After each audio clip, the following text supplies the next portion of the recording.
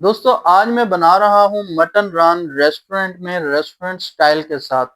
तो कुछ ऐसे इंग्रेडिएंट्स मैं इसमें शामिल करने जा रहा हूँ जिससे इसका जो फ्लेवर है वो डेवलप हो जाता है, नेक्स्ट लेवल तक चला जाता है।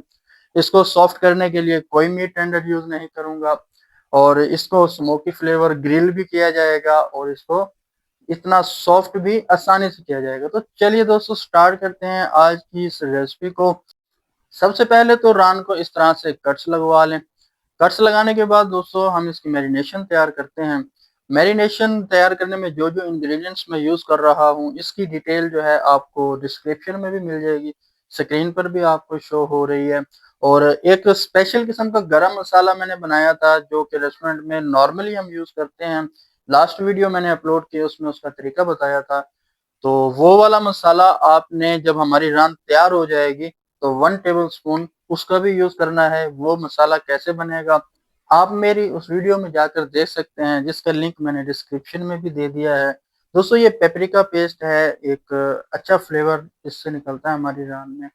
और ये जो स्पाइसेस हैं बहुत ही सिंपल मैं इसमें यूज कर रहा हूँ। इसमें जो फूड कलर है ना दोस्तों, ½ टी स्पून रेड और ½ टी स्पून येलो दोनों मिक्स किया हुआ है। तो ऑयल जो है दोस्तों ऑप्शनल है, अगर आप चाहें, अगर आपको इससे कोई मसला नहीं तो आप यूज कर सकते हैं। अगर आपको इससे कोई प्रॉब्लम है तो आप इसको स्किप कर दीजिए, इससे रेसिपी में कोई ज्यादा फर्क नहीं पड़ने वाला। ये जस्ट यूज कर रहा हूँ ताकि जो इसका कलर है वो बहुत ही अच्छा निकलता है ऑयल के यूज करने से। अगर किसी को प्रॉब्लम है तो वो स्किप करके भी इस रेसिपी को सेम मेथड के साथ बना सकता है। यहाँ पर दोस्तों एक छोटी सी बात ध्यान में रखिएगा, मैरिनेशन में जो इंग्रेडिएंट्स हम यूज कर रहे हैं इनको अच्छी तरह से मिक्स करके 10 से 15 मिनट आपने छोड़ देना है ताकि जो हमारे इंग्रेडिएंट्स हैं वो अच्छे से सेट हो जाएं। तो 10 से 15 मिनट के बाद रान के दोनों साइड के ऊपर आपने हाथों की मदद से जो कट्स हमने स्टार्ट में लगाए हैं हर कोने में वो मसाला जाना चाहिए, इस तरह से आपने इसकी मैरिनेशन करनी है। और मैरिनेशन करने के बाद दोस्तों आपने इसको छोड़ देना है कम से कम 2 घंटों के लिए। तो 2 घंटे इसको आप फ्रिज में रख दें या बाहर ही पड़ी रहे, नो प्रॉब्लम। तो 2 घंटों के बाद दोस्तों डायरेक्टली हम इसको ग्रिल करेंगे।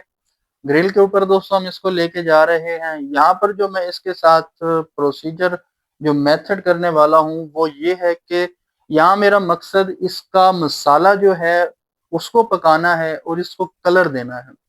तो साथ साथ यहाँ पर भी मैं थोड़ा सा ऑयल यूज करता जाऊंगा ताकि हमारे जो मसाले हैं वो जलें भी ना और अच्छा सा उन पे कलर आ जाए।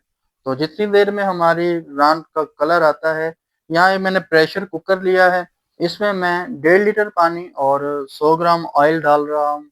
इस तरह का स्टैंड भी होता है या इस तरह का आपके पास घर में कोई बर्तन है वो आप यूज कर सकते हैं इसको स्टीम देने के लिए। तो जो कलर दोस्तों हम दे रहे हैं ना, यहाँ पर एक बात आप नोट कीजिए, जो कोयलों की हीट है वो बिल्कुल नॉर्मल रखी हुई है मैंने। 15 से 20 मिनट यहाँ पर लगने हैं इसका कलर आने में।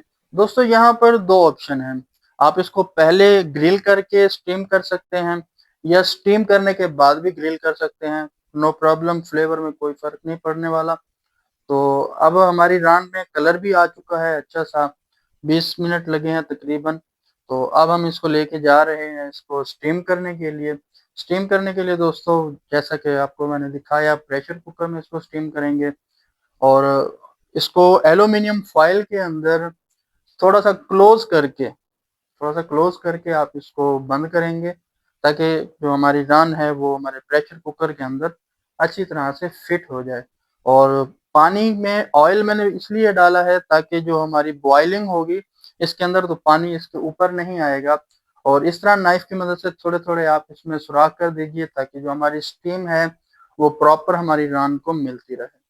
तो कवर करके दोस्तों आपने 10 मिनट तक इसको हाई फ्लेम पे रखना है। सीटी बजने के बाद दोस्तों आग का फ्लेम स्लो करके 2 घंटों के लिए आपने इसको छोड़ देना है। और जब प्रेशर ओपन करने का टाइम आए तो दोस्तों एक बात का ख्याल रखिएगा, यहाँ पर पहले स्टीम को मुकम्मल तौर पर निकलने दीजिएगा, उसके बाद आपने प्रेशर ओपन करना है। तो यहाँ पर दोस्तों हमारी मज़ेदार सी रान बनकर बिल्कुल तैयार हो चुकी है। बहुत ही सॉफ्ट और टेंडर मीट है। तो दोस्तों इसी पॉइंट पर अगर आप सर्व करना चाहें तो बिल्कुल परफेक्ट है ये।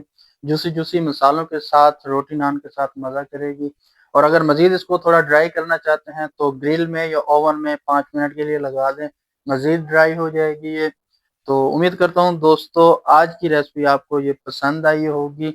एक बार ज़रूर ट्राई कीजिएगा, अपने दोस्तों के साथ भी शेयर कीजिएगा। बारबेक्यू की सॉस की रेसिपी भी मैंने अपलोड की हुई है, उसका जो लिंक है वो भी डिस्क्रिप्शन में आपको मिल जाएगा। इस तरह की मज़ीद रेसिपीज़ के लिए चैनल को सब्सक्राइब करना बिल्कुल ना भूलिएगा। अल्लाह हाफ़िज़ दोस्तों।